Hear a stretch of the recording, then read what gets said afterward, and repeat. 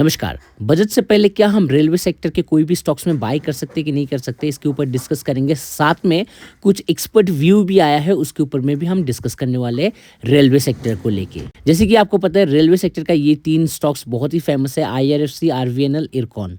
कुछ एक्सपर्ट्स ने भी इन स्टॉक्स के बारे में बताया, तो उसके ऊपर भी हम डिस्कस करने वाले हैं। तो जैसे कि आप यहाँ पे देख सकते हो, in the union budget 2025 to 2026, the central allocated 2.65 trillion to the Ministry of Railways, making the highest ever capital allocation to the infrastructure development, station train modernization and towards the boosting the connectivity, safety and passenger comfort. जैसे कि आप देख सकते हो यहाँ में 2025-26 का जो यूनियन बजट हुआ था, जिसमें 2.65 ट्रिलियन पैसा दिया गया था रेलवे सेक्टर को, जिसमें ये मेंशन किया गया था इंफ्रास्ट्रक्चर डेवलपमेंट करना था, स्टेशन था, ट्रेन मॉडर्नाइजेशन था, towards the boosting connectivity, safety and passenger comfort के लिए इतना रुपया दिया गया था। जैसे कि आप सभी को पता है प्रणय अग्रवाल के बारे में, जो डायरेक्टर भी है और सीईओ भी है स्टॉक कार्ड का, उनके तरफ से ये कहा गया है कि रेलवे सेक्टर में एक अच्छा करेक्शन के बाद फिर से फोकस में आ चुका है और इन्वेस्टर का ये एक्सपेक्टेशन है कि अच्छा एक ड्राइव आ सकता है यहाँ से इस 2026 के बजट से पहले। इस वीडियो के लास्ट में मैं एक ऐसा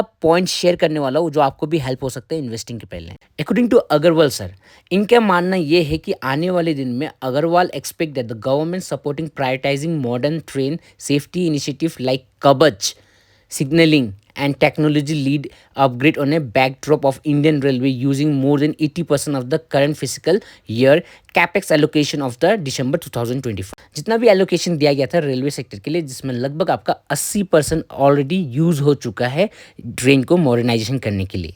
मेरा भी ये मानना है 2.65 ट्रिलियन जो अमाउंट दिया गया था, जिससे 80% यूज कर दिया गया है, तो आने वाले दिन में बहुत ज़्यादा चांसेस है रेलवे सेक्टर में थोड़ा अच्छा एलोकेशन आने का।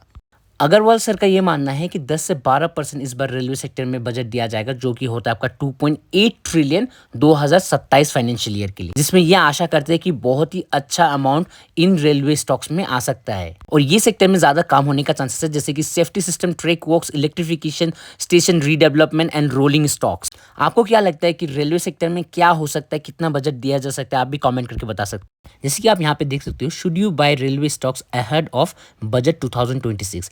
सीमा Srivastava, senior research analyst at SMC Global Securities, इनका मानना ये है, explain that investing in railway stocks ahead of budget 2026 can be a strategically sensible decision for a long term investor looking to bet on infrastructure growth, government capex and structural reform in the transport and sector।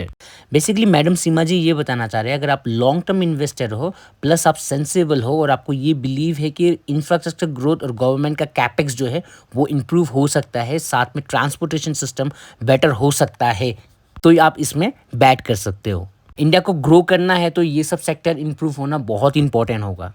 और बहुत सारा expert का मानना है कि railway stocks बहुत ज़्यादा volatile हो सकता है और आपने ऑलरेडी दिखा है कि बहुत ही अच्छा करेक्शन भी हो चुका है बहुत सारा रेलवे स्टॉक्स में। कंक्लूजन यही है कि बजट के लिए सभी को वेट करना पड़ेगा, बजट जैसे ही होगा उसके बाद ही सारा कुछ क्लियर होना स्टार्ट होगा। मेरा ये मानना है, अगर आपका जो प्रीवियस बजट का जो भी एलोकेशन दिया था उसका 80% आपने यूज़ कर दिया है, तो मुझे लग रहा है फिर से बजट बढ़ा सकता है रेलवे सेक्टर के लिए। Thank you so much for watching, have a great day, bye bye.